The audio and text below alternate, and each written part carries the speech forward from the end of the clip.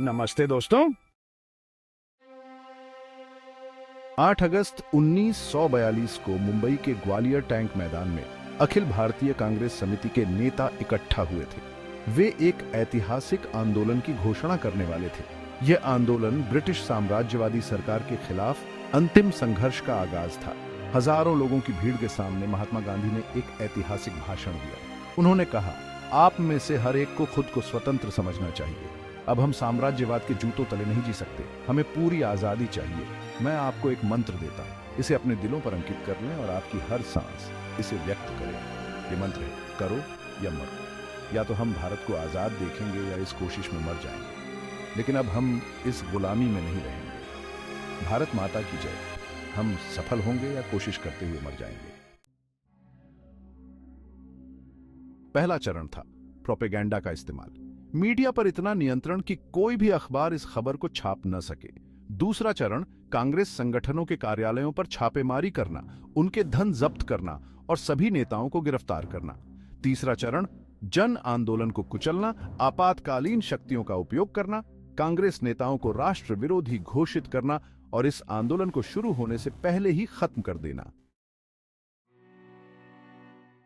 अगले दिन 9 अगस्त को महात्मा गांधी, पंडित जवाहरलाल नेहरू, सरदार वल्लभ भाई पटेल, मौलाना आजाद और कांग्रेस के सभी शीर्ष नेताओं को गिरफ्तार कर लिया गया और जेल में डाल दिया गया।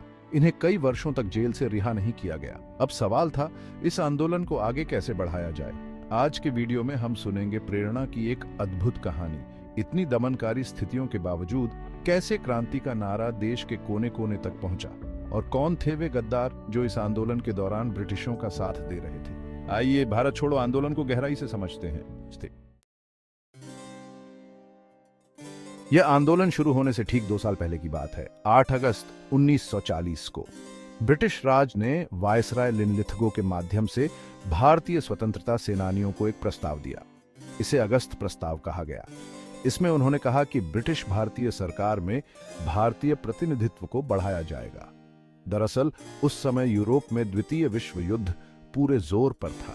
जर्मनी के तानाशाह एडोल्फ हिटलर एक के बाद एक देश पर सफलतापूर्वक आक्रमण कर रहे थे और ब्रिटेन अकेला उनके खिलाफ खड़ा था। ब्रिटिश सरकार गंभीर संकट में थी और उसे हर जगह से मदद की जरूरत थी। भारतीय सैनिक पहले से ही ब्रिटिशों के पक्ष में लड़ रहे थे, लेकिन ब्रिटिशों को भारतीयों से और अधिक सहयोग चाहिए था। इसलिए उन्होंने भारतीयों को मनाने के लिए यह प्रस्ताव भेजा। लेकिन कांग्रेस ने इस वक्त तक यह तय कर लिया था कि वे ऐसे मामूली प्रस्तावों को स्वीकार नहीं करेंगे। उन्हें पूर्ण स्वतंत्रता चाहिए थी।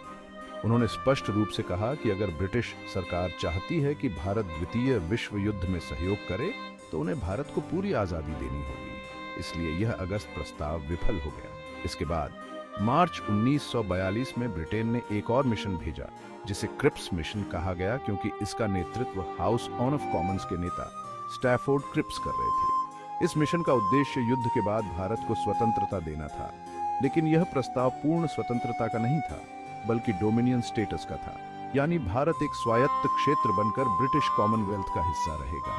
हालांकि यह पिछले प्रस्ताव से बेहतर था, लेकिन कांग्रेस ने इसे ठुकरा दिया। उन्होंने स्पष्ट रूप से कहा कि उनका लक्ष्य पूर्ण स्वतंत्रता है।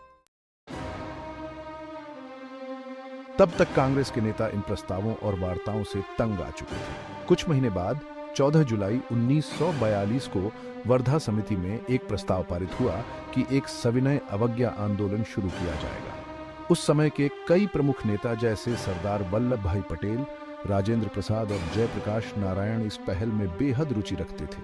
इसके बाद 9 दिनों में 23 जुलाई को भारत के सचिव लॉर्ड एमरी ने औपनिवेशिक सचिव विस्काउंट क्रैनबोर्न को एक पत्र लिखा। उन्होंने कहा कि वर्धा में पारित प्रस्ताव को 7 अगस्त को अखिल भारतीय कांग्रेस समिति की बैठक में मंजूरी मिलेगी और इसके बाद एक जन आंदोलन शुरू होगा जो सीधे ब्रिटिश साम्राज्य को चुनौती देगा। अगले दिन ब्रिटिश सरकार के गृह विभाग ने एमरी को आंदोलन को कुचलने की 3 स्तरीय योजना भेजी।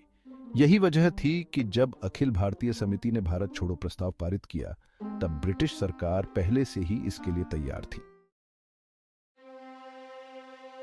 महात्मा गांधी का ऐतिहासिक भाषण देने के बाद 9 अगस्त को तड़के 5 बजे के करीब गांधी और अन्य शीर्ष नेताओं को गिरफ्तार कर लिया गया। गांधी को पुणे के आगा खां महल में ले जाया गया। ब्रिटिशों के पास इसका रणनीतिक कारण था। वायसराय लिनलिथगो ने एमरी को लिखा कि महात्मा को किसी ऐसी जगह भेजा जाए जिसका नाम जेल न हो। अगर लोगों को पता चला कि उन्हें जेल में डाला गया है तो जनता भड़क सकती है, इसीलिए उन्होंने दिखावा किया कि गांधी को महल में नजरबंद किया गया है। गिरफ्तारी के बाद कांग्रेस पार्टी पर प्रतिबंध लगा दिया गया और पूरे देश में कांग्रेस के सभी कार्यालयों को सील कर राष्ट्र विरोधी घोषित कर दिया गया। वहीं दूसरी ओर मुस्लिम लीग और हिंदू महासभा पर कोई पाबंदी नहीं लगाई गई, क्योंकि दोनों संगठन इस आंदोलन का समर्थन नहीं कर रहे थे। तभी 22 वर्षीय युवा क्रांतिकारी उषा मेहता ने अपने साथियों के साथ एक ट्रांसमीटर खोजा और एक अंडरग्राउंड रेडियो स्टेशन की शुरुआत की, जिसे कांग्रेस रेडियो के नाम से जाना गया। 14 अगस्त 1942 को इस गुप्त रेडियो स्टेशन की पहली प्रसारण हुई। इस रेडियो के माध्यम से अखिल भारतीय कांग्रेस समिति के संदेश देश के कोने कोने में पहुंचाए जाने लगे। हालांकि ब्रिटिश सरकार ने 3 महीने बाद इस रेडियो का पता लगा लिया, लेकिन तब तक लाखों लोगों तक इसका संदेश पहुंच चुका था। नवंबर 1942 में उषा मेहता को गिरफ्तार कर लिया गया, लेकिन उन्होंने ब्रिटिशों को कुछ भी नहीं बताया।